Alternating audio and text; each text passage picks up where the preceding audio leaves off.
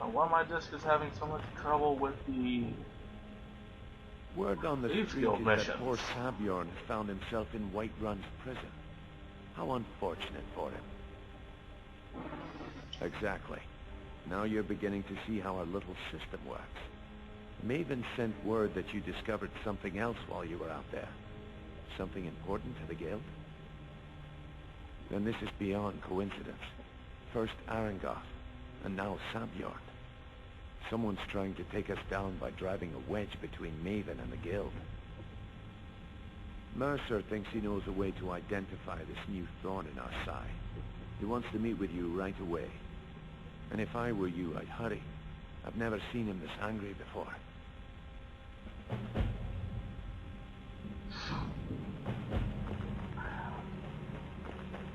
Anyways, yeah, once I'm done with this recording set, I will grind out one more level and get my smithing to max. It would seem our adversary is attempting to take us apart indirectly by angering Maven Blackbriar.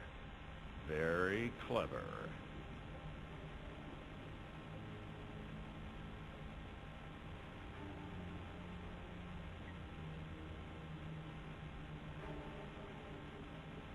They're well-funded, and they've been able to avoid identification for years.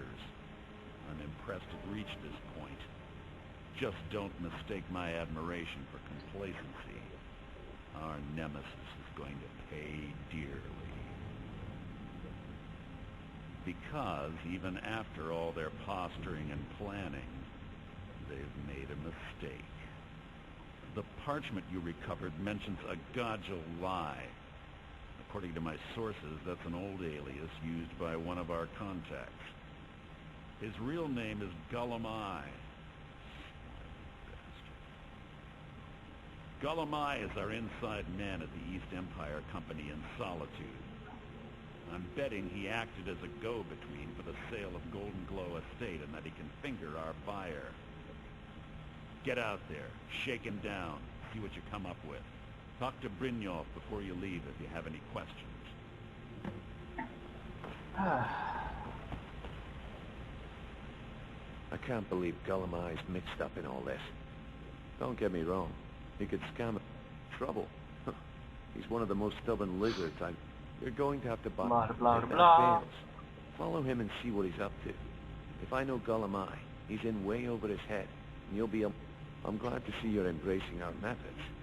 It would be a waste to lose a contact at the East Empire Company before we had the entire story.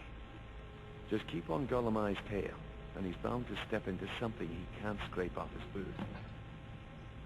Okay.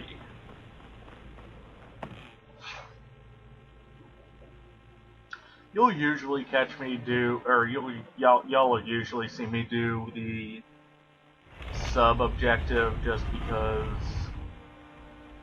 usually it'll be right within the area, so there's no point in not doing it. So now we head on over to Solitude.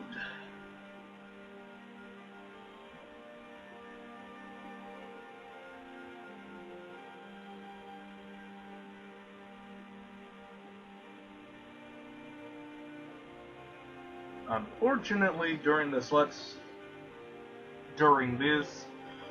we will be gaining arguably the best and yet worst Daedric artifact in this game. Why I say this is the Daedric artifact that you have to get in order to complete the Thieves Guild missions is the Skeleton Key. Skeleton Key being a unbreakable, reusable key that you can use for lockpicking anything and everything, practically. And this key is, like I said, unbreakable. So it doesn't really help getting your lockpicking skill up when the easiest way of doing it is wasting a bunch of picks breaking them. But that can't be true. I don't deal in land or property. Now, if you're looking for goods, you've come to the right person. Oh, wait. Did you say Golden Glow Estate? My apologies. I'm sorry to say I know very little about that bee farm, was it?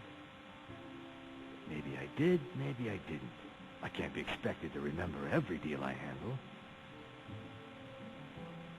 Now then, I can already tell you that Persuade and Intimidate will not work. Ever Well, against this now that you guy. mention it, So there's there is really something no I'm need trying in to get my trying hands on. it. I have a buyer looking for a case of Firebrand wine. It just so happens to be a single case in the Blue Palace. I mean, it's possible if Bring you it got to your me, and speech we'll talk stat about up to gold. 100, but somehow I doubt that you'll have it up there. Just like I don't have it up there. And it appears that I'm not going to be getting to the halfway point in this recording session. Damn it. Oh well.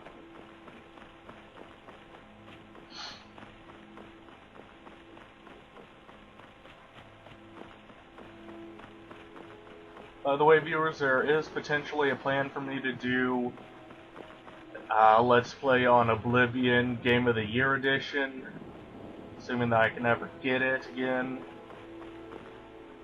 But that's going to be way long down the road for my next huge Let's Play. Huge Let's Play being defined as... the huge Let's Play being defined as over 100 episodes. Most of these Let's Plays, minus editing, will take up to about 50 episodes, some not even 30. But for huge Let's Plays like the Final Fantasy games, Elder Scrolls, you know, the stuff that is multi-discs and have so many side quests to occupy yourself, those will obviously be a huge Let's Play. So just come on in here, steal that, and let's go.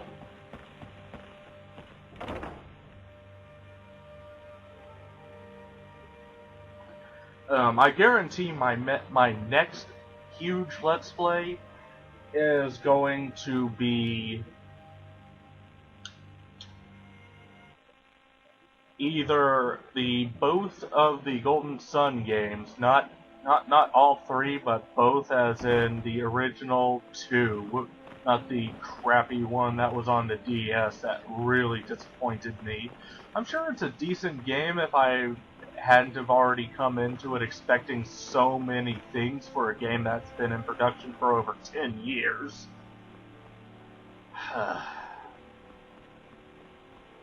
But at least the first two I can do a Let's Play on, and I do generally like.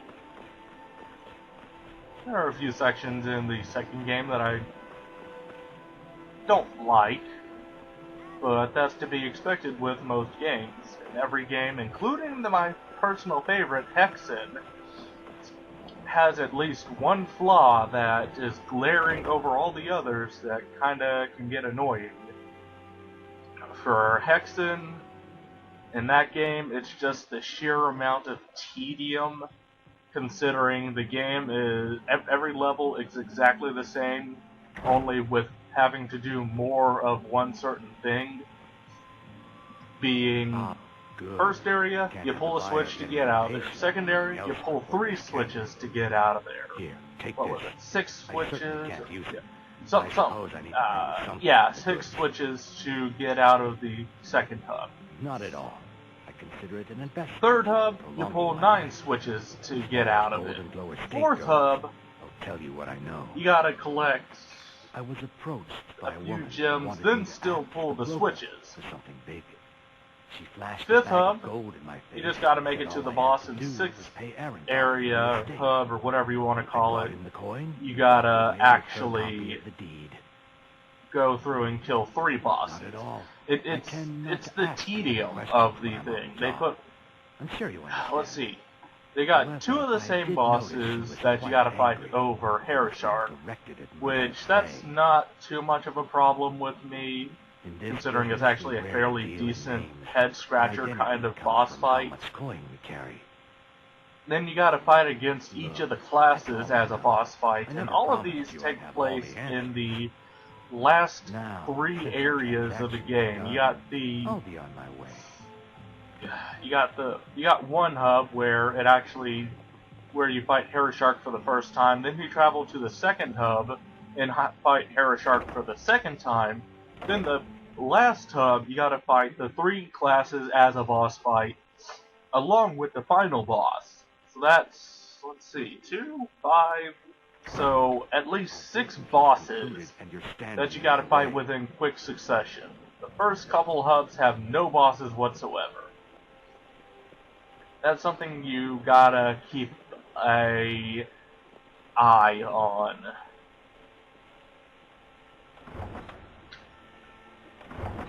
So, Hexen, even though it's one of the few that I can give a 10 out of 10 without lying, it does still have its flaws.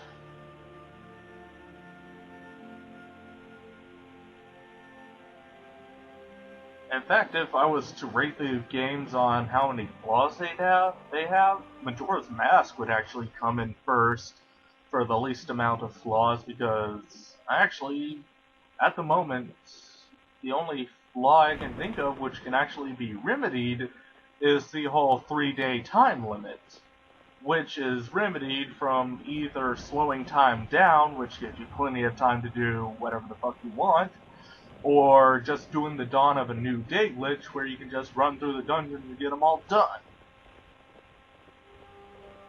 Oh, I see. You move out of the way for him, but not me, jerk.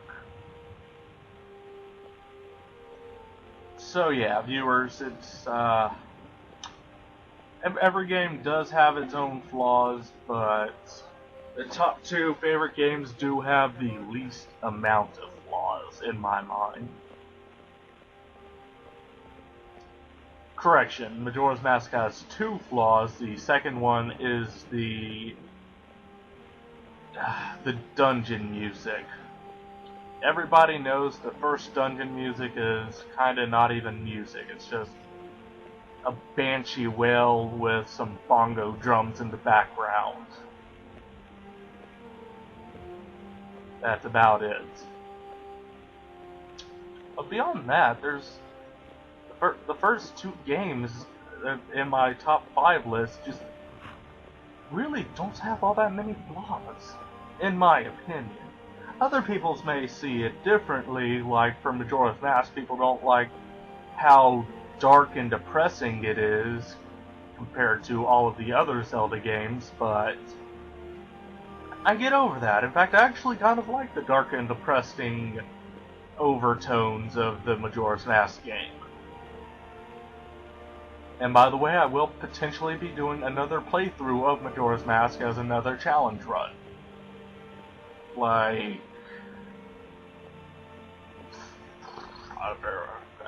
I don't know. I'll think of something eventually.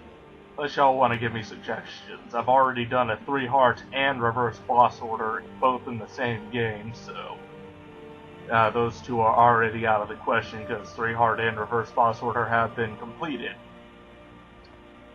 Still surprised people didn't know that you could do that game in reverse order.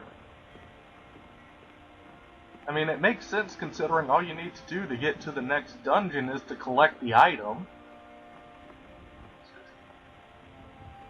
Oh well. Oh well. Anyways, yeah, as you've noticed, we're just kind of following this dick.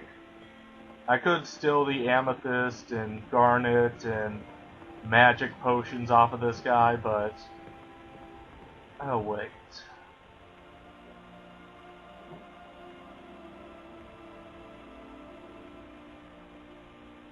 Ah, fuck, I did lose a bit of my potions. Oh well.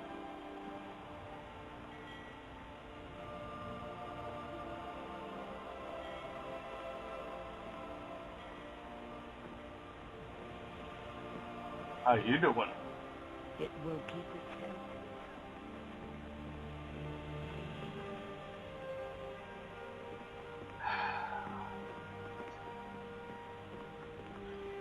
Anyways, as for the place for where you can get a plentiful supply of Daedric hearts, one of the missions to get one of the Daedric artifacts, you actually That area will, when you gain the ability to go into the place, it does have Daedric enemies in there, so you can go through, kill as many, except for leaving like 10 or so. Essentially just don't clear the area out. Then you can just leave for quite a long while, save, quit, come back, and the enemies will be respawned, and you can get a plentiful amount of Daedric hearts from doing that. But that's going to be saved for my Daedric heart grabs. Or not Daedric heart, but Daedric artifact grabs.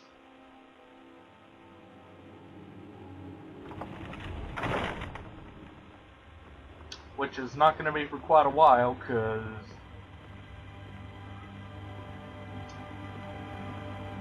I want to